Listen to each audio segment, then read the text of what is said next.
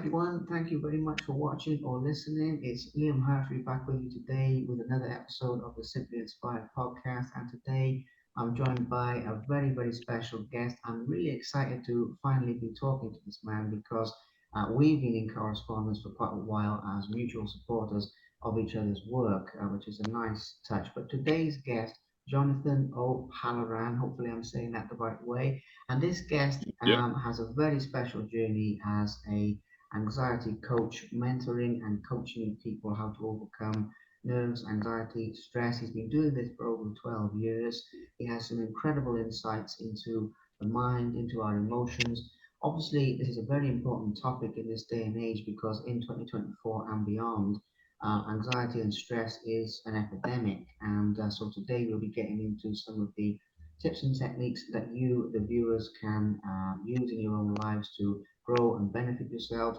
Obviously, we'll be talking about Jonathan's own personal journey and what led him down that path as well. So we'll be looking at his life and the bigger picture and some tips for you. But in addition to this coaching, Jonathan also is a writer as well. He coaches people in various forms. He has a YouTube channel. He's obviously a public speaker, mentor. So and an entrepreneur, I should mention. So very excited to have this man. Everybody stay tuned for some great content. And Jonathan, thank you so much for being here. And isn't it wonderful to finally be here after the time we've been talking? So thank you very much. Yeah, I really appreciate you having me on. As I said when we had a chat off camera, I loved your podcast show. It really inspired me. So I'm excited to be here. So thanks for bringing me on. Absolute pleasure, absolute pleasure. I mean, like I say, you followed my work for a long time, pretty much since the beginning. I've been following yours for a good while as well, so it's great to have you on here. Looking very sharp as well, I must say. As I said to you, it's too hot over here in Cyprus for the suit jacket today, but you're looking very sharp, my friend, so absolutely love it. Now, obviously, as we get into, as I've already said, your life is one aspect, and then the bigger picture of anxiety is another, and I'll do my best to cover both. But starting with your journey, obviously you've been doing this 12 years, you coach people, you've touched so many lives. But where did it start for you in terms of the inspiration to actually do this, to actually coach people, mentor people, and help people? So I guess we're going back 12 years, maybe more, to where this journey started for you. Yeah, it's a tough question because my mind goes into two places. I think a lot of it started from getting bullied at school and the effects of the bullying, how it made me feel. It made me feel ashamed. It made me feel embarrassed, insecure. It made me feel like a failure. It made me struggle in lots of areas of my life. And I think growing up, it's weird because I felt like I was a confident person, but then I felt like my confidence was stolen from me. I had quite an abusive dad growing up. My dad was my hero. I loved my dad very much, but he was tough on me. He did bully me a lot for quite a few years, and that was really difficult to deal with. So the bullying from my dad, the abuse from my dad, the bullying at school, and just I think growing up poor, growing up in a council estate, feeling insecure about not having much money, even though my parents worked really hard, they're good people, they got good values, despite my dad having that abusive side because he had a lot of anger and, he had a lot of his own issues. And contradictory to feeling so insecure, I always felt like this ain't right. I know that everyone, I always kind of believed in God growing up, and I always felt like, everyone's got a right to be treated well. Everyone's got a right to have money. Everyone's got a right to be successful, providing that they try and be a decent person. It's not fair. It shouldn't be based on, what color someone is or where they grew up. And I always felt that in my own heart, but I struggled with the conflicting anxiety, the intrusive thoughts. I had a lot of paranoia, a lot of trust issue because my trust was broken from the abuse from my dad, even though my dad probably didn't consciously do it on purpose, but his behavior made me very paranoid to trust my own dad, sometimes my own family, people. And that really affected me because growing up, trust is everything. Without trust, you can't really open up. You can't be yourself.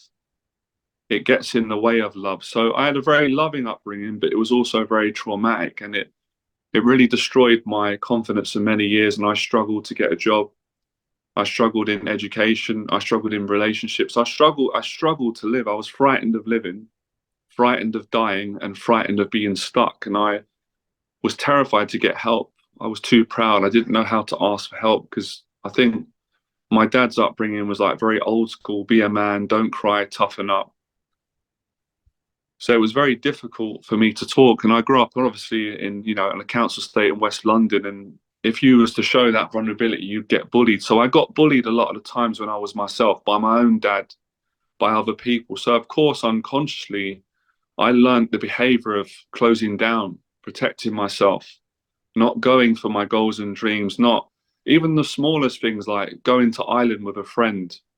I couldn't do it. I backed out last minute because I was just afraid that, his family might not like me or something bad might happen. So the the motivation come from going through pure pain, pure humiliation, pure shame.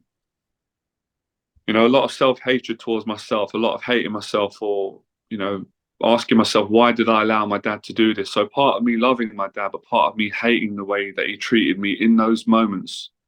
And then kind of being confused at the fact that in other ways, my dad was a good dad. He taught me about respect, about work ethic. He took me out, he played football with me. So he done a lot of good things. He gave me money, but it didn't make up for, the violent, the verbal, and the terror that he put in me. I mean, I was so frightened of my dad when I was younger. If my dad came in the room, I couldn't look at him in the eye. I'd freeze up. I couldn't speak. I'd start stuttering. So it comes from pure pain. It comes from the will to not want to let evil win, not want to let this depression win, and just getting to a point where I couldn't take it no more. I had to stand up to my dad several occasions. I had to stand up to bullies. I hated fighting. I hated confrontation. I hated hurting other people's feelings, and I also hated people treating me, like I was trash or making me feel terrified. And on reflection to my journey, I suffered more after the abuse. So when my dad would leave the room after bullying or shouting at me, or when I got bullied at school, when I was on my own, I'd be petrified. I'd be kind of stuck in this place of being so lonely, so frightened, and just wanting, like, please someone rescue me, like my mum, or please my dad calm down, or please God, don't leave me in this place. I'm terrified, even though I'm 13, 14, even 18, even as an adult, even at times in my 30s, being triggered and just feeling that I just don't want to be in this place. I want this fear to end. So my strength, my courage, my heart, my determination, it comes from being in that place and it being so painful, just saying, I can't do this anymore. I can't do it anymore. It's too painful. So my faith has gotten strengthened from those really difficult times. And that's shaped a big part of who I am, why I do what I do, why I've got a passion to help people, why I've got compassion, and why I've been determined to continue and not let this anxiety or trauma or pain break me. And, over the course of the years, my relationship with my dad has got better. I'm not going to lie, it's not perfect. He probably won't like me talking about it, but I've had to go my own way. I'm a grown man now, and pray that things do get better for me and my dad, because I don't want my dad to be in. I don't want anyone to be in pain, but I'm not going to let my dad, even if it's my dad's past abuse, I'm not going to let it stop me living my dream, doing what I feel God's called me to do, and that's helping people, giving them hope, and just enjoying my life, just being myself, just coming back to the basic fundamentals of just having joy in life. It's got nothing to do with money or fame or all these things, even though I achieve some of those things. It's just about feeling how I feel now when I talk to you. I feel so free right now. I feel so much goodness. And obviously, I'm clearly not a perfect person. I've made mistakes in my life as well, things that I'm not proud of. But, I know I've got a good heart. I know deep down that my dad's got a good heart. He went through a lot. I'm not going to talk about his stuff on in public, but I have a lot of compassion for what he went through.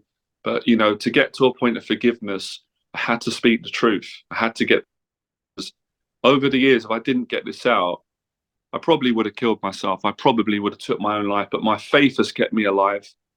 The love that I got from my family, and also as well, like I said, my dad done a lot of good. So I'm not just going to talk about the mistakes he made, but so, and also enjoying speaking. I love teaching. I love helping good people. I like growing. I like challenging myself. I like looking back on a thing and thinking, I can't believe I got through that. I was so frightened before. I had so much self-doubt. I didn't think I could do it. And then that feeling of victory, even if it's just, getting out of bed or going to the boxing gym for the first time or going on a first date or talking on a podcast show, just that beautiful feeling of saying, I can't believe I'd done it. I was terrified. I was frightened. I felt like I was going to cry, but I did it. I want to help other people. If I can do it, they can do it. So that's my that's my motivation. That's why I do what I do. Well, that is powerful. I mean, first of all, my friend, what you shared there is powerful. There's a lot of life lessons condensed and distilled, even in that brief but very eloquent description. So, thank you for sharing that. And I will say, before we go any further, by the way, I respect how brave it is to actually speak about things that have happened in your life like that in public. And no matter how many interviews I do, that takes a lot of courage for people to talk about their trauma, talk about their pain and what they've learned and gained from it, and use that then as a tool to benefit and elevate other people. So, very, very powerful side of things there. Now, a couple of things to touch on because, as I say, focusing on your life, people can learn directly from what you've been through. Then, shortly, we'll move into some bigger topics of the bigger picture of the wisdom, how to overcome these things. But you mentioned there, obviously, getting help. You mentioned there speaking out. You mentioned there about some of the actions you undertook personally to face your fears and everything. And I'd like to go a little bit deeper into that in terms of obviously now you're very confident, you're very eloquent, you're out there in the public eye. As I've already said, you've touched a lot of lives, which we will get to all that. But that won't have been an overnight process by any means. So, what were some of the steps you took to push past these walls or these boundaries created by your fear, created by your anxiety, and actually step out and start to achieve these things, particularly in the early days of your achievement, if that makes sense?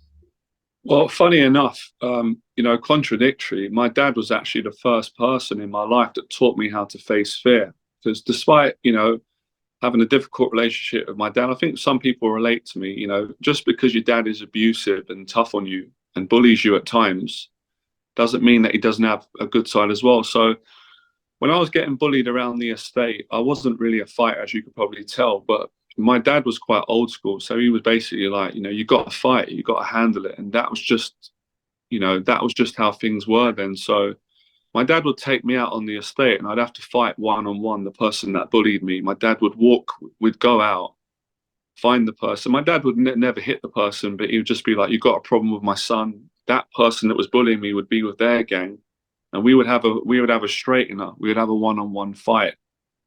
Believe me, if you've ever seen someone frightened, you've never seen someone more frightened than me. I was scared to death. I didn't want to do it. My legs were shaking. I felt sick with anxiety. I didn't want to let my dad down. I couldn't say no because if my mum was at home, she wouldn't allow it. She would say, no, no, he's not going to go out. But on these occasions, my mum would be out, and I wanted to get my dad's approval so bad. I wanted that respect of other men, and so that was my first introduction to the reality of having to face fear. And although I got beat and I got embarrassed and humiliated, a lot of people respected me around my area because I stood up to, a bully that was bullying everyone. And when he beat me, my dad broke up and said, "That's enough. Right, you beat my son, shake hands." And we never hurt each other again, which is good in a way that none of us got seriously hurt. So it's funny because although I got humiliated and I lost in front of my dad and the whole area was laughing at me, it made me the person I am today. It gave me that strength. It gave me the method of fear. And a lot of people don't want to hear this, but you can only really conquer most fears by facing them and going through it like any fight. So although it was a physical fight and I lost, I won the mental and emotional battle by staying in there, seeing it through. And when the fight was over and my adrenaline calmed down, although I was disappointed that I lost, I felt so confident. Like eating a chip roll with my friend felt great because that feeling that I'm safe, I didn't die. And the bully never bullied me again. And my dad even said, you lost the fight, but I respect you. You tried, do better next time. So the same person that broke me down, my dad, in other ways, he built me up. So years later, whenever I was struggling unconsciously, I would draw a lot of strength from that experience a couple of times. I mean, I'm not trying to be a tough guy because I'm not. I didn't lose every fight. I was in quite a lot of fights from getting bullied, and some of them I won. So I took a lot of strength from fighting, which was how to fight fear in life, a job interview, a first date, a podcast show, a business meeting, meeting new people, all these new things, getting on a plane, traveling, doing events, going to other, getting mentors, getting therapy. My body remembered that experience, and I got a lot of courage from going through those experiences. So my dad done a good job in many ways, and I continued from there. I joined boxing in my 20s, did a bit of amateur boxing, had an amateur fight, wasn't good enough. I got beat, but again, did a lot of sparring and got a lot of confidence from that, and took that confidence. So yeah, most of the confidence that I built, Liam, has been from that same method. And people might be asking, well, how did you do it? I made a commitment. When my dad made me fight bullies on those occasions several times, I had no choice. When we've got no choice and we have to do it, we get an extra strength. And that is the great thing about the human spirit, about anyone. A coward, the most scared person I've been at, can become the bravest man or woman in the room if they make a commitment to face their fear. So the sheer terror, gave me the strength in the moment. And of course, you get a bit better each time. I got calmer over the years. My first sparring session actually at Ashley's gym, All Stars, I got dropped, knocked down by a 13-year-old. I was 20, but the third and the fourth one got a bit better. I got more relaxed because I had some talent. I had a little bit of ability in boxing. So the more I did it, the more relaxed I got. The more I went through that experience that most of us associate as horrible, terrifying, embarrassing, uncomfortable, the more I put myself through that feeling, the more relaxed I got, the more confidence that I took for the next situation. So that's where it started, from standing up to bullies on a council estate and at school, taking that courage, that confidence, and that understanding and wisdom, and then applying it in each and every situation in my life. And obviously, mentors, all the boxing mentors, my dad's mentorship, whether I liked it or not, what I learned from him, Les Brown, and just moving forward. And obviously, that's why sometimes it's hard for me to explain on a YouTube video, because I always said to my clients, you're going to learn more, not from me, from the experience. The experience of confronting fear and anxiety is self-explanatory. Whether you're going into a boxing ring, whether you're doing a public talk, whether you're going on a first date for men and women, you learn through doing it. And I realized that from a young age. And no disrespect to anyone, I got tired of a lot of BS out there, a lot of methods that don't work, too much theory, too much talking, too many books. But when you get to the reality, you can only really learn these skills from doing them. But anyone can do it. And really, you can't really go wrong. It doesn't matter how many times you fail, how many times you get embarrassed, how much you stutter, how nervous you get. If you keep going, you will get there in the end. You will get there in the end. It doesn't matter who you are. So that's kind of the long answer to your question. No, it's a fabulous answer. I mean, once again, as I said before, you're a very eloquent speaker, and really you've managed to put that across in a very concise way when it's years worth of lived experience. And absolutely, I mean, facing your fears is the only way, and when you do face them, you will. I would say you'll do better than you think. I mean, it's different for different people. For myself in my own life, the anticipation of something has always been worse than the actual experience. And Oh, yeah. it starts off where you sort of scrape by and you think, man, I can't believe I got through that. But you still did better than anything in your mind, and it sort of builds up from there. And as you say, I'm funny on the subject of books. I read a book recently, Jeff Thompson, Watch My Back, where um, it's a strange analogy of fear, but similar to you. He was terrified. He became a bouncer to face his fear, and in there's a really good line of fear is the thing that keeps people average. And again, you see on social media, everything you want is on the other side of fear and or anxiety or however you term it. And it is 100% true. So absolutely incredible lesson what you shared there. So as we move that forward a little bit in time, and I was just saying that by the way because I relate to a lot of stuff, and a lot of people watching this will. But as we move that forward in time, there was obviously a transition of, you're having these experiences, you're facing these fears, you cultivated that will of steel to actually, push back against it. But then there must have been a time where you thought, okay, this is good for me, but I want to share this. I want to get this out there into the world. And I don't know if everybody goes through that with experiences. Sometimes it's enough for that person to say, okay, I've learned that and that's it. But some people want to be of service to, I will say, to humanity, to their community, to people they know, different levels. And you obviously made that decision of saying, okay, I don't want this just to be for me. I want this to be for other people who are, going through what I'm going through. So, what was that transition like for you, and how did that come about, basically, please? It's another good question again, which throws me off in a good way. And I go back to 2 points. I think when I was younger, Liam, the way I was brought up, we didn't have much. But my mum, my dad, my nan, my aunties, my friends were kind people. So I always enjoyed being kind. And I think I was always desperate, you know, for love growing up. Because when I didn't get it, it caused a lot of anxiety and I enjoyed it. So, you know, I think it just come from enjoying being empathetic. It's part of my personality. I can't give I can't explain all of it. My faith and really valuing kindness because I know what it feels like to have the absence of kindness. And when you get bullied and hurt, that is absent. Love and kindness is absent, and how that can really soothe and fix a lot of the problems that we all go through, regardless of how we've grown up, whether we've had money or not. So it comes from the friends that I grew up with. I just remember when I was younger, us being poor and a friend having £1 and him saying, "Do you want 50p?" And that meant a lot to me when I was a kid because, like, 50p each, you could buy some sweets, you spend the whole day together, and you just feel like a millionaire. So that was kind of like the real core, I guess. But from a teaching point of view, it was when I listened to Les Brown in my 20s when I was suicidal.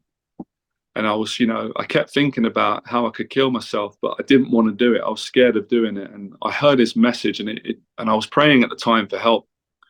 And his message changed my life. And he said, you've got talents in you that you don't believe right now. And you've got the ability to inspire thousands of millions of people. And the words that he said, like what you said to me at the start, because he spoke from the heart, I just knew I could do it. And I wanted to do something like what he was doing.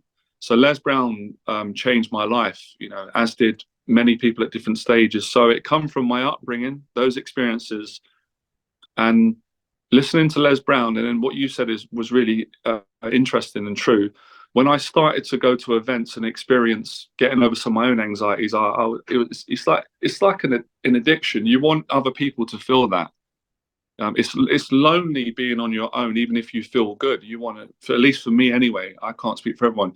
I want to share it. I like the feeling of building people up because, I hate the feeling of being put down. I know how it feels to be brought down, and I know how it feels to be brought up. And of course, I'm not perfect. At times, we've all done it. We've all hurt someone's feelings and made them feel bad, and you feel terrible after. You feel guilty. You just feel awful for doing that to someone. So yeah, that's where it come from. And then when I started to teach, like yourself, I didn't have a business background. I didn't start to do it for the money. I did it for free. People had to kind of force me to take money. So just enjoy teaching. And then when I started to do it, I realized that I was good at it, and people told me I was good at it. And I don't know. I find it easier to help other people than myself at times. It's something that I really enjoy doing, and I'm good at doing. So that's kind of as much as I could answer from what you've asked me in the human language. Absolutely. Well, as you say, I mean, a lot of these things are concepts that people have to experience directly. And as you said earlier, there is only so much theory that people can understand before you have to put it into practice. And really, a lot of these things in life, they come down to practice. They don't come down to theory. They come down to the process of going through these experiences over and over again. And as you're talking about here, I've been through it as well. I remember things like it seems silly now, but like we were talking earlier about boxing, and they hired me to photograph Floyd Mayweather, and just as an example, the night before, having trouble sleeping, tossing and turning, am I going to do a good job? And we all go through it, but the more you push through it, the more you realize. that the fears are not um, not real is too strong a term, but the more you realize that it doesn't really have the power over you. I mean, even before I do a podcast now, like right before I get on the call, I still have butterflies, even to this day, even after over 300 of them. But it is nothing like when I first started doing it, for example. It's tiny. It's like, so you realize as you push through these experiences, and this is just for our audience, the fear, it plays tricks on you. Now, Jonathan, you are condensing down a lot of lived experience, as I've already said, into very eloquent answers. So I've got a big question for you, but I'm sure you'll do a wonderful job with this as Sure. well. Because we're looking at so many years of you teaching and coaching and mentoring people, something that you love to do, obviously something you have a talent for.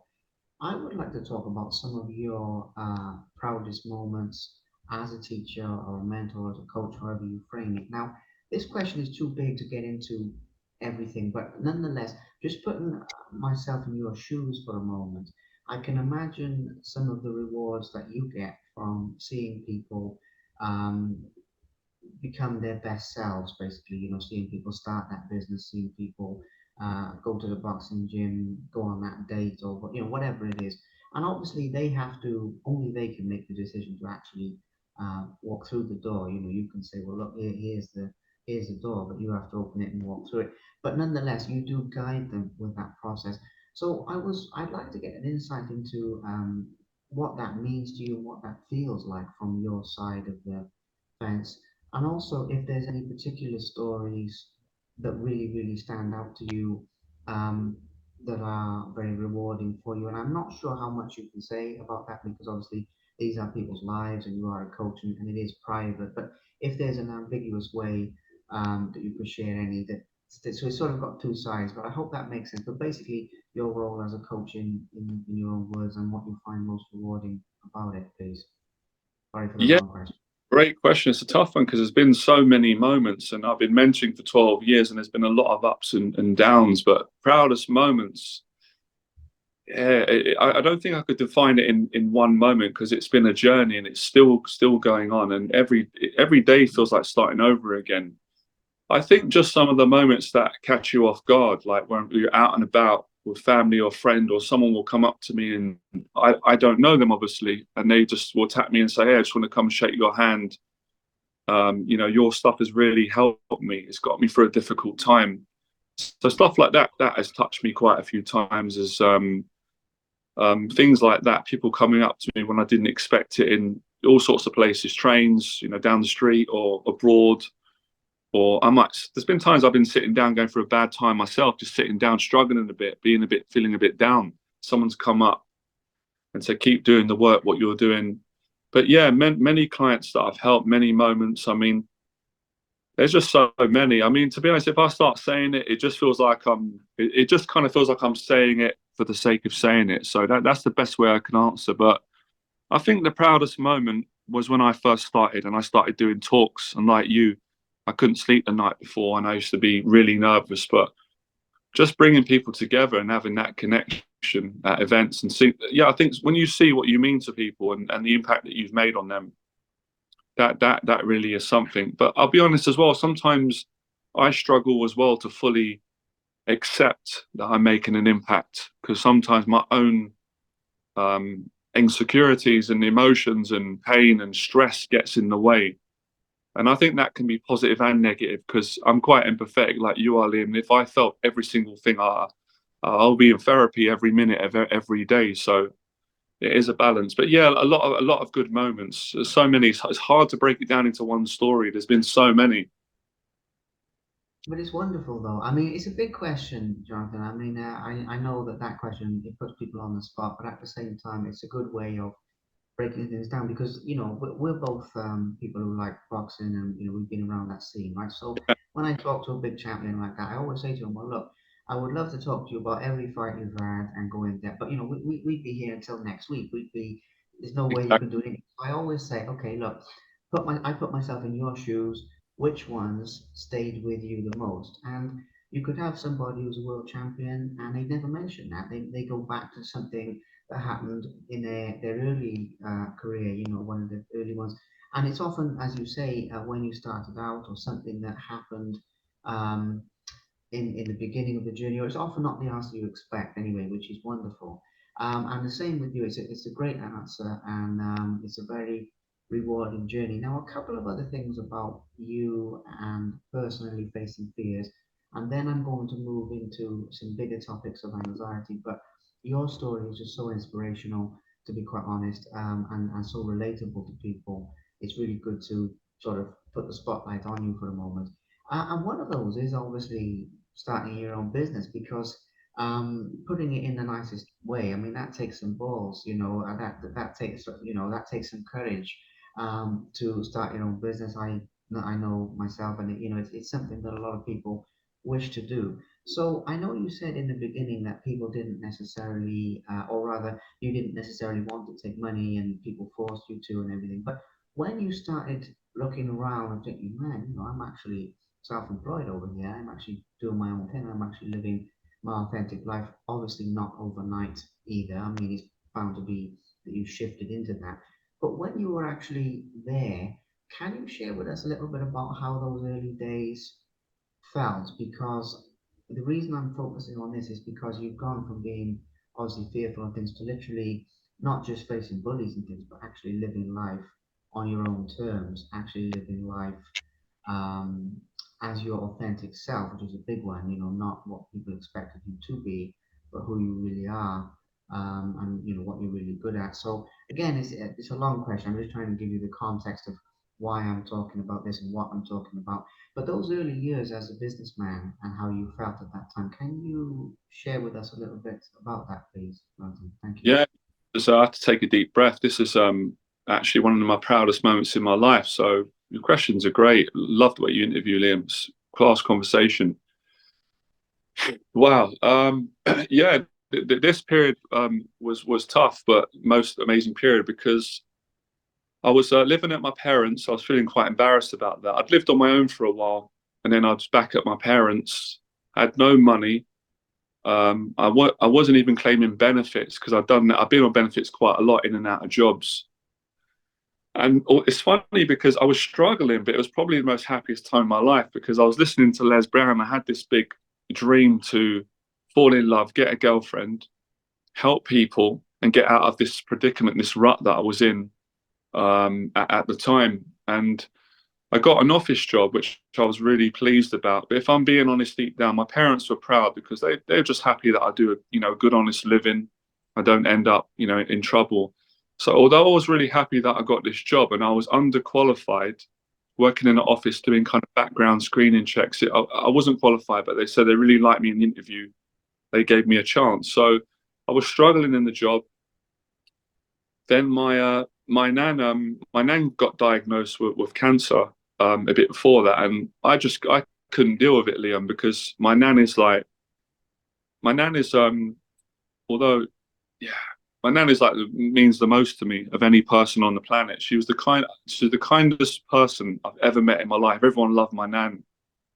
So when my mum come back home and said your nan's sick, I said to my dad like I just thought like a flu, and I said to my dad like what's wrong with Nan? Because he was like oh she's got leukemia, and I didn't even know what that was at the time. Honestly, I said to my mum what's leukemia? Is that kind of like a pneumonia? My mum was like no it's cancer, and I was like what? But I couldn't understand it because I couldn't bear. My nan was only in her 60s. And I remember just having a bath and I didn't fully take it in. And my family was saying, my nan's going to get through it. She's strong. And then as the days went on, I was kind of like working on this dream. I went to see my nan in hospital and I just thought my nan was going to get through it. And my nan actually went into intensive care about 2 weeks later and she died. And at the time of my nan dying, I was with my friend. I'd met the love of my life. I met this girl, my girlfriend at the time, and I just couldn't deal with it. I couldn't grieve. It was too painful. So I went to the funeral, and after that, my mum was great, and my dad was really supportive. My mum said, "Don't feel guilty. Like, go see your girlfriend and go and get on with your life." So I was at work, and I remember just saying to her, like, I was struggling at work. I said to a co-worker there, like, oh, my nan died of like cancer, and they were kind of like empathetic. And I remember just thinking, I can't do this job anymore. I'm not going to be happy. Like it was fine. The people there were nice, but I was in a lot of anxiety and it was just I couldn't do it. I went in the toilet, I looked in the mirror, I started crying and I just said, I'm quitting. I didn't know what I was going to do because I had no savings. The only money I had was about £1,200 what they were going to pay me. And I remember being afraid to say I'm going to leave. I was scared that it would kind of upset them. So I left. I remember my mom saying, like, what are you doing? Like, my parents are like, are you crazy? Like, this is a good job. You just given up your job. What are you going to do? I remember them saying, I'm going to be a successful dating coach and anxiety coach. And they just thought I was crazy. So during that period, I was dating this girl. You know, we were just like regularly dating. We fell in love. And I just remember her saying to me, like, I believe in you. Like, she said she believed in me. She knew I could do it. I was a great person. I could really help men to improve their relationships with women and get over their anxiety. So I remember just thinking, I don't know how I'm going to do it, Liam. My money's running out. I actually ran out of money, and I'm a bit embarrassed to say this, but I remember asking my girlfriend because she borrowed me £30 to get food, and I said, I promise you, I'll pay you back. She's like, sure, because she borrowed it to me, and I remember feeling embarrassed. But the drive in me was just thinking, everyone that put me down, that bullied me, like not in an aggressive watch. It's fine. You put me down. You've caused me a lot of mental health problems. Obviously, I had a bit of a victim comment. Watch now. I'm going all out now. I'm going to help people. Whatever it takes. Obviously, I'm not going to break the law. I'm going to work my ass off. I don't know nothing about business, but I know about helping people. So I just started doing events, free YouTube videos, helping people. And as I said, I didn't even want to take money. It was a client that actually said, please take £15 at the time. He said, take it, you've helped me, you know.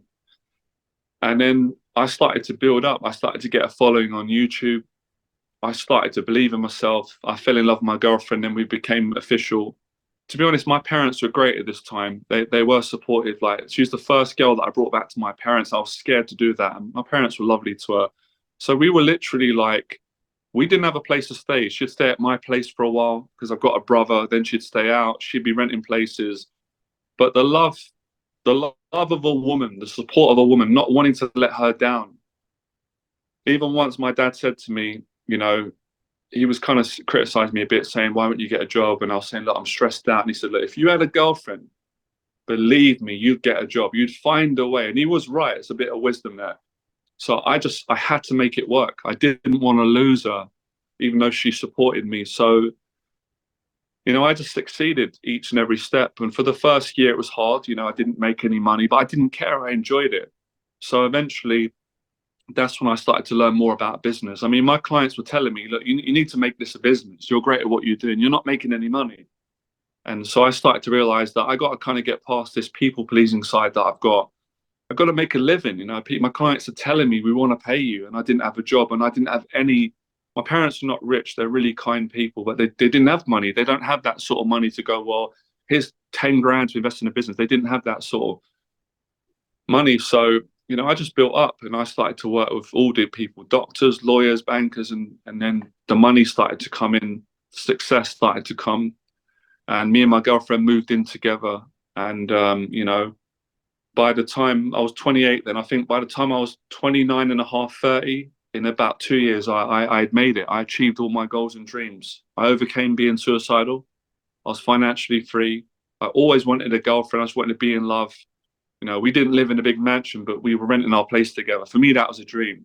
And I was helping people. That's it. I made it. I did it. Like, thank you, God. Like, so that's how. And then later on, you know, I learned. I got mentors. Some of my clients mentored me. They had business backgrounds, but most of it was common sense. You know, I knew deep down that if you want to get paid to do what you love, you've got to be honest. You've got to learn to sell. You've got to do seminars. You've got to put content out. You've got to interview people. A lot of it was common sense. Again, a lot of us have got intelligence in us, but a lot of the times we don't have the courage to follow it. We listen to other people that are not qualified, that are not supportive of what we do. So it was a combination of me listening to people that knew more than me, Les Brown, mentors, investing some money that I had in people that were great and that helped me, and then following my own intuition, my own entrepreneurial instincts, and putting those things together. But look, it was not easy. If I didn't have a supportive girlfriend and good clients and people, which is why I say to people, you've got to get a mentor. I don't think I could have done it, but I was really determined. I had nothing to lose, Liam. I had nothing to lose. The way I looked at it was, I'm homeless, I'm broke, but I've got health. I can respond. I've got an infinite amount of courage. I'm rock bottom. Judge me, put me down. I've already heard it. You've already done it. I can't go any lower than this. And because of those experiences, and as I said, that love that I had with my girlfriend at the time, that was a motivating factor. And so, yeah, and it just built from there. So, as Les Brown said, failure equals success. I just kept failing my way to success, and then eventually, financially, things proved, emotionally, and everything else took off from there. And here you are, this many years later, and you're still enjoying that success, and it's on the up and up, which we will talk about now. A couple of things with this. I'm just thinking this through because I'm thinking of the topics in order. But one of the things I want to touch on with you is actually the love concept, if that's okay. And with this, I don't want to delve into anything that's really personal or not comfortable for you. But at the same time, it's something that a lot of people struggle with, especially with regards to anxiety, obviously, but also in regards to in my mind, it sort of feeds back into what you were saying earlier about your self-esteem. And you said earlier there was this self-loathing and there was this thing. And obviously, then a lot of people, I've come across a lot of people who feel difficulty in that process with engaging with somebody saying, okay, can this person love me for me, etc. And one of the things that really stood out with what you were saying there is obviously how she supported you. You didn't have money, you didn't have all these things that people think you needed to have, and all the rest of it, and she still loved you. And it's really, um, I think that's quite inspiring for a lot of people. And I'm sure you have a lot of clients because look at the way that dating is made out in the media. You know how many comedies are out there about people being nervous. It's a cultural cliche, but at the same time, it really is something that people struggle to push past. I'd like to touch on that, and then I'd like to move into a couple of, as I keep saying, a couple of bigger topics about anxiety and the world today and what people can do in the remaining sort of half an hour, however long we've got now. But with the love thing, I don't know how much you feel comfortable sharing, but you obviously struggled with that. But then you obviously did get there, and just like starting your own business, just like having the fights with the bullies, just like public speaking, which I've read is actually people's number one fear in the world, even above, even more people are afraid of public speaking than they are of dying. So when you're on here, for instance, you are facing people's number one fear. So, as they say in Yeah, Cyprus, bravo. But anyway, in terms of your girlfriend and your love, can you share with us a little bit about your journey in terms of dating and that side of things, please? If that's all right. yeah, of course. I am. I didn't realize this is the second part of my journey. See, again, a lot of people, when you share your story, they just hear it as, oh, he used to struggle, she used to struggle, now they made it. And it's not like that. I'm going through more struggles at the moment. So after that success with my girlfriend, obviously I know this now. I didn't know it back then. I had a terrifying fear of being left, of abandonment, and I think deep down I did know it, but I wasn't ready to face it because my pride, having some fame, and when I in between being in a relationship with my girlfriend at the time, I was dating a lot of women before that and after, and because I was so insecure underneath, I didn't realize that. So although I'd built a lot of confidence, I'd overcome a lot of demons, achieved my goals, I still wasn't fully healed. And that's what I learned from having a small amount of fame and success. I think a lot of people are realizing now, many people won't, that that stuff doesn't, that it's hard to say it doesn't. It's like anything. If you don't face an issue, it's not going to go away. So, making money and being famous and dating a lot of people, it's not going to take away your fears of intimacy, your fears of being left, or your fears that you're not good enough to be loved if you don't work on that. If you use that as an escape or defense mechanism, which most of us do, we don't do it because we're negative. We're also doing a lot of good as well. And I found that's a journey, and I think that could speak to everyone and anyone. I think we all struggle to love ourselves at time. Even celebrities, it don't matter what we've got, we all have doubts. We all doubt, will a person stay with us? And I think if people don't admit that, I understand that. I'm not going to judge that. I've done that. But if we want to be honest and be vulnerable and get better for all of us, as you said, dating is a real challenge at this time for men and women, and mental health for men and people. You've got to be vulnerable. And that was one of the things I've learned still about my journey, that when I'm not vulnerable about things, it's who am I kidding? It doesn't pay in the long run. So I think it's good to work these things out, talk about it, and make progress. We can make progress on it. We've done it before, we can do it again. So yeah, in the end, my relationship parted. I just grew apart with my girlfriend. We ended on good terms. But then later on, I think I told you, Liam, I had a mental health breakdown. I was successful from like age 28, sort of 31, but I had a vicious mental health breakdown at age 34, and I lost everything. And I had to rebuild again. And I've been in that process now, still rebuilding. I realized that I never fully gotten over the trauma of my dad. Had to talk about that. Had to get that out, to talk to my dad about that. Didn't address my issues with people really, and especially with an intimate relationship. And had always found a way out when a woman got close to me, and even did that with my every woman I ever dated. I realized that a couple of years ago. I couldn't admit it for a while, and it's funny you mentioned Jeff Thompson. He mentored me. He helped me a lot. I worked with Jeff for 3 years, and Jeff helped me with a lot of this stuff, to talk about it, to heal it, to be vulnerable, and not protect myself and hide behind the strengths that I've got, etc. So yeah, with that regard, but I feel like everything, obviously you can't force people to do this. This is really difficult stuff, and I've got to respect people. Some people might never want to look at their issues, and I have to respect that. But I've chose to live my life in this way because I prefer it this way, and I help people that are ready. So yeah, you're right. That is the deeper work, and I see the pattern today with many people online. And again, it isn't judging, and I include myself, where they are using fame, they're using success, something that can be a very good, honest thing that can help people, but they're using that to cover up the hurt and the pain and the insecurities that they still haven't dealt with themselves or with others. And the reason why I can see that is because, number one, I'm a teacher, and that's a teacher's job to help people. Number two, because I've had so much of those insecurities, I'm still a work in progress too.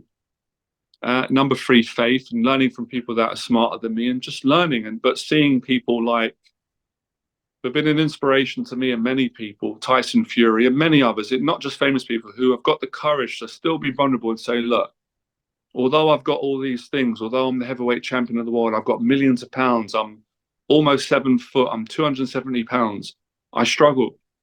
And that's okay. We all struggle, but my faith gets me through it, or my wife, or you guys. We're not perfect. And when we're successful, it's not, I'm doing well today, I'm struggling tomorrow. So I realize it's a journey in life. Success is not the end. It's just the beginning. So I think whilst we're here, we have a struggle, and some people might have a different account, which is fine. And that's where faith comes in. And I don't know everything about anxiety, but I speak on what I do know. And I know that you can make a lot of progress, and that gives you joy, that gives you motivation. So I think for me, Liam, it's I think there's two levels of confidence. The first level is where we tell people what we want them to think about us, and we show the world the bits that we want them to see. We've all done it, and there's some positive in that. But for me, real confidence is where we start to say, "Nah, I'm scared here. I'm insecure here. I struggle with this. I struggle with that. I struggle everywhere, but I'm not giving up." That's confidence. That's what I've learned from everything that I've done, even in boxing. When I went and did amateur boxing, and part of me thought, well, I'm scared, but I'm kind of tough. No, I wasn't tough. I didn't know how to box. That wasn't true. The truth was, I was afraid I wasn't good. I had to learn. I had to humble myself and start there and build my way up, and accept that I could get better. Or maybe boxing ain't for me, but boxing gave me the confidence to do what I'm doing now, speaking and teaching. So I think there's levels of honesty and there's levels of confidence, but I think humility, vulnerability, I think deep down, everyone's dying for that. Everybody wants that. Everybody wants them to tell the truth so they can feel that they're not on their own, and then we can get strength from that. Just like what you do. You go through your anxieties before you do the interviews, and I know that. But what makes you great is you do it, Liam. You do a great job. You show up. and you get better each and every time and you keep showing up. That is strength. That is honest. That is honest. And that's how we pull through suicidal thinking or challenges. And then we get to a good place. So I'm not saying that we've got to be like broken people for the rest of our lives. Of course not. Of course, there's a level where you feel good and you feel confident and you don't care what people think.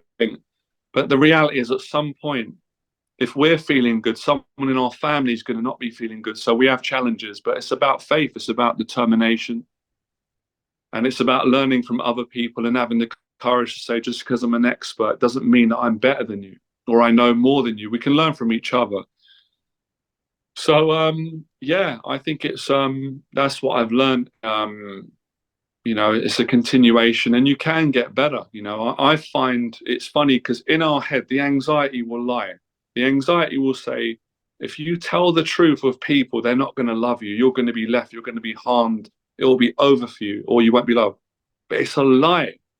It's the opposite. If you tell the truth, you won't be left, things will work out. You don't need everyone to like you'll be good with you. But if you don't be honest at some point, you're not going to be good with you, because you're going to be carrying the lies inside. You're going to be carrying the pain at spite, at trying to make an impression on other people. So, that saying, I know it's deep, the truth hurts, but the truth will set you free.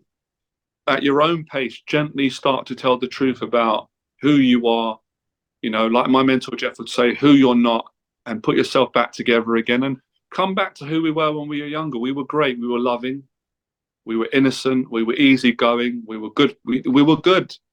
But somewhere down the line as adults, it gets lost. We're trying to be something that we're not. Don't try and be something you're not. Don't try to be Floyd Mayweather or Tyson Fury or Liam or David Goggins. Learn from them. Be you.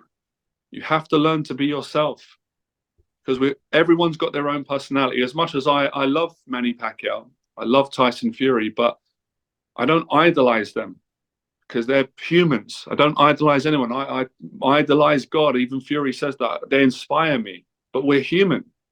We all take a shit and a piss. We're all going to die eventually. So be successful. That's great. But don't lose yourself. Don't get mental health problems because you want to get a following on the internet or make a lot of money. Because, like you, Liam, I know a lot of people who are great people that have made millions and they've been suicidal. They felt empty. They felt worthless. Then I can meet someone that doesn't have much but feels good about themselves. So it's not really about the material things, even though it's nice. As you said, I like to make an effort. I like suits, but I don't put my identity in this, because the last time I did it, I had a mental health breakdown. I suffered a lot and then I got a lot of joy. So we all got to pay the bills. I help people in their business to grow their followings, but I work most importantly on the mental health, on values, because all that stuff's going to go. So your love is tough. This is how tough love is, but that's what it takes. And that's why we all want to get inspiration, figure out how to do it. Incredible, absolutely incredible. I mean, first of all, that's an amazing answer with what you distilled in there. Not putting your identity in things that you're not. That's a massive one. And unfortunately, I mean, you said about faith in God is something. It's another thing we have in common. I also, I'm a believer, but we live in a world now where consumerism, as I call it, commercialism, different people call it different things, but the idea of, you buy this thing and you'll be good enough. You buy these shoes, this car, this thing, that is rammed down our throats everywhere, every day. And psychologically, advertising points the finger at people and says, now look, you're not good enough as you are. All the fun is happening somewhere else. And if you don't buy my product, then you're missing out on such and such.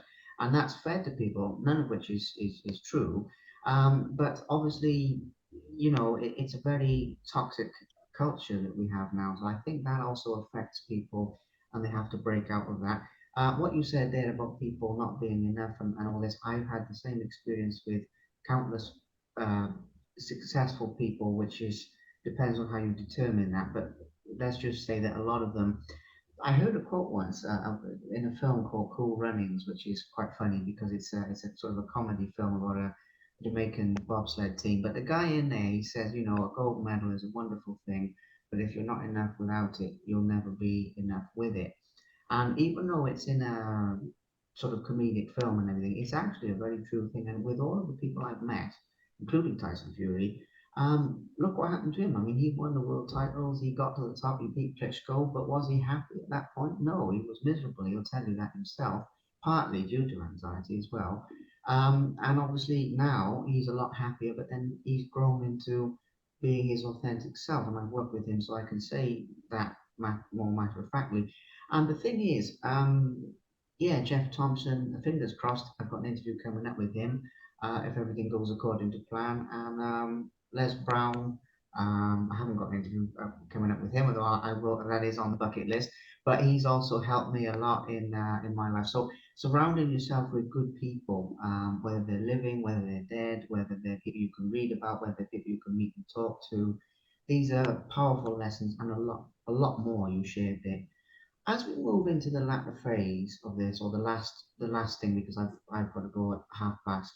So as we do the last sort of 10, 10, 15 minutes, I'd like to talk about why you personally feel that that anxiety and stress is on the up and up in the modern world, when technically we have more resources than we've ever had in human history. You know, we have more, technically, we have a lot less to be afraid of. I mean, we don't have to go to war.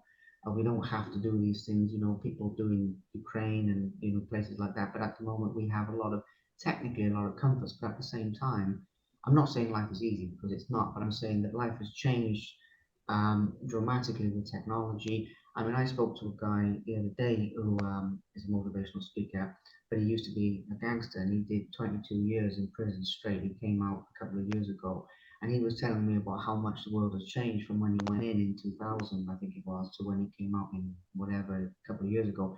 And obviously, that really puts it into perspective that the world has changed a lot, but anxiety seems to be increasing, even if other areas of our life or other problems that we have, like diseases and warfare and crime and so forth, are actually decreasing. So I'd like to get your thoughts on that. And again, you said I'm not putting you on the spot because you don't have every answer to everybody's problems, and I'm not putting you on the spot in that way. I'm just saying from your experience why you think the rates have increased and what people can do in their own lives. And I will finally precursor this by saying, if people want to know more of your tips, guys, viewers, listeners, contact this man. I mean, he's not hard to find. He's on Instagram, he's out there on social media. So I'm not asking you to give your tips away, but if we could close out with a little taster of why you think anxiety is such a big problem and what you think people can do about that, that'll have to be our final topic. But I think it's a nice one to close out on, please. Thank you. And Yeah, sorry for good the long question. No, I love your questions. Don't apologize at all. The first question is: there's a breakdown in communication in our whole society. There's a breakdown in communication because of one of the reasons is because of social media, because people spend so much time on social media. And as you know, even though I really enjoyed this chat with you because it's really honest, but it's not the same as meeting in person. It's not the same experience and connection with meeting your mum, your dad, your girlfriend, or your client, or your friends in person. Is a different experience to online. So that affects the communication.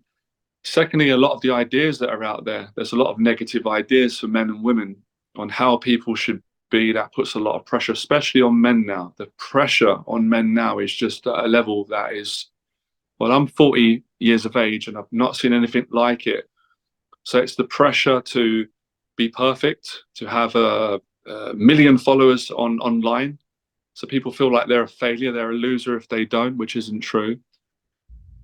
It's also as well, there's still a lack of education on anxiety. Because sometimes I'd sit there and go, I look at the positives and negatives like you, Liam, and go, why is there so many people that are not empathetic? Like, why ain't more people like my friends or my family or my mentors or like people that I follow, like yourself, like Tyson Fury, like, all the Furies or anybody from the heart. And I think two reasons is number one is people sometimes lack empathy. And of course you could say their upbringing, they might have had a bad trauma. They don't know how to show love, as you said. So they struggle to show empathy. They're scared to, and that breaks communication down. You can't have real good communication, in my opinion, talking about relationships and loving without empathy. It's very difficult, if not impossible. So there's a lack of empathy because of the stress on people in big cities. That makes people, if people are really stressed, it can be hard to be empathetic. There's a lack of awareness in our culture. I know it's become a cliche now, but lots of people are just not aware. They're not aware of the way they're living their life and the effects on themselves and others. And that comes again back to communication. If you're not aware of something, you can't change it, you can't improve it. And I think there's a lot of good, doctors out there and therapists, but there's still ones that don't quite understand anxiety. I mean, I've tried to explain it to people before, and I can generally tell it's not because they're bad or they're not caring. They don't understand it. They look. We all have anxiety. Anxiety comes with being human, but not all of us have got what I have, what I live with. And a lot of my clients or people that are following your stuff or online or Tyson Fury, not everyone's got an anxiety disorder. Now, I've lived with that all my life. It's identical to Tyson Fury's. I've read his book. So someone that doesn't have a major anxiety disorder, to their defense, they don't understand what it's like. So they don't know what someone's going through, that when they've got anxiety, sometimes that can mean they're suicidal or they're manically depressed. It doesn't matter what age they are, they're frightened to death. And someone might just think, oh, they're just a bit nervous. Well, no, there's a difference between being a bit nervous to go on a date or a podcast show to when you're having like major anxiety to the point where you can't do it. You need help. You need someone to talk to. You need a friend. You need to calm down. And I just think, it's throughout history, you get people that have got a good heart and some people haven't. But I do like to believe that everyone's got good in them. And so I don't have all the answers, but that's what I see. That's what I experience. And I still think that it is getting better. But I think especially men, because of the identity, men are ashamed. They're afraid that if they show their vulnerability, they're going to be controlled, disrespected by other people and men, and they're going to be, seen as less valuable. And I went through that, but that isn't true. I think today we're starting to realize that on a positive side, the more men and women open up, I mean, I don't care if they're a celebrity or not, just about people, the more people get inspired and they feel less judged and you actually get stronger. But, things are getting a bit better and changing. I've been dealing with health anxiety at the moment, which has been the worst anxiety that I've ever had. Now, some people will go, that's not that bad. But for me, so we've all got our own anxieties, Liam. I go and do what I do, and people say, how do you do what you do? And I go, well, I just love it. They go, I couldn't do that. I go, well, I couldn't do what you do. What you do would terrify me. I couldn't swim with great white sharks, or I couldn't do a technological job because that's not my skill. I can't do, there's certain speeches that I'd find difficult. Doing a speech at a wedding, that would be difficult for me.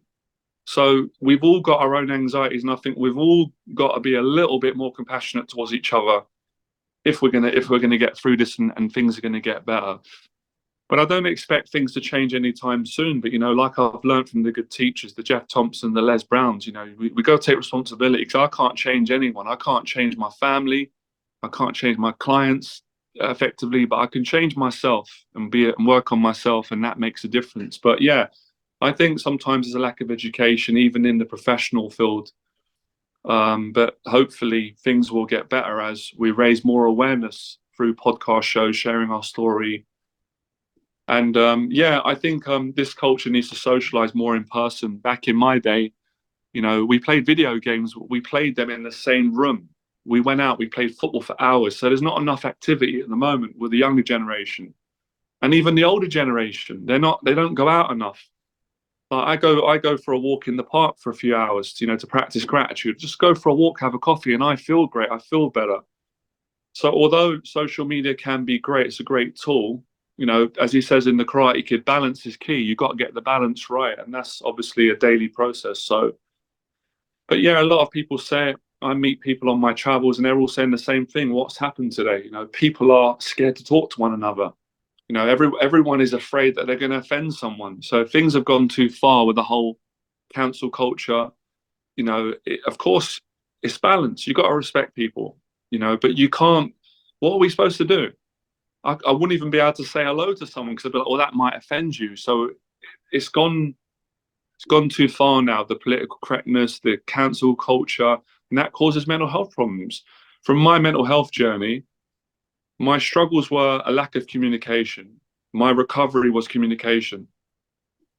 So we got to learn ways of communicating where we can respect everyone, can respect that everyone's got different faiths. I respect that, but we can still be ourselves and have a good time. Because if we don't, then there's just going to be more suicide amongst men and women. There's going to be more breakdowns. So that's what I've come to understand.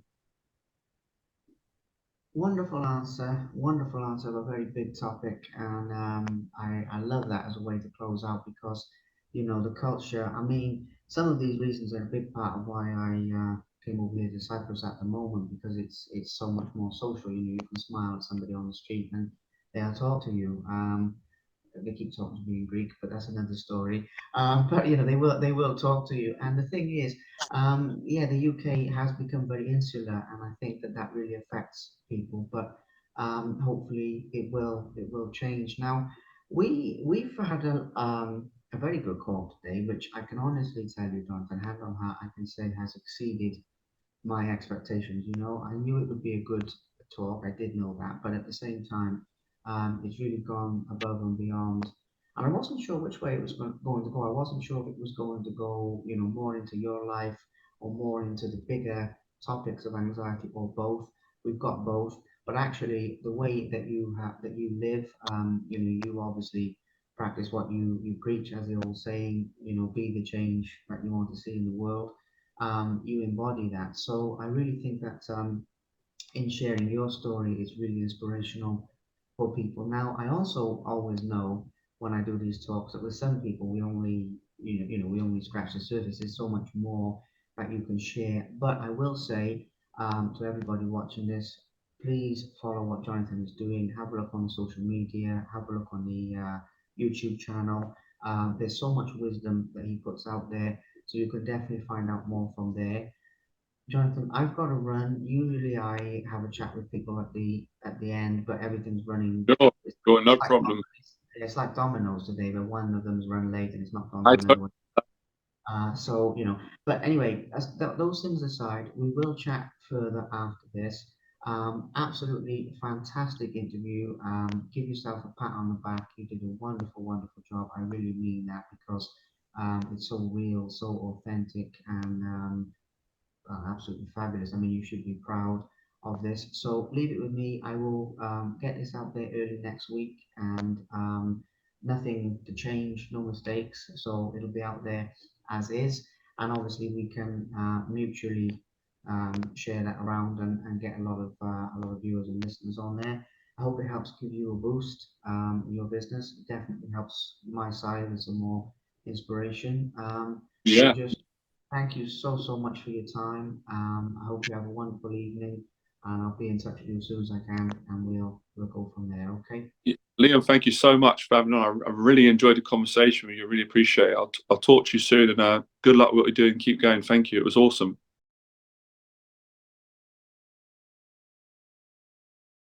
Thank you very much for watching. Please subscribe to the Simply Inspired YouTube channel, and there'll be more videos coming soon.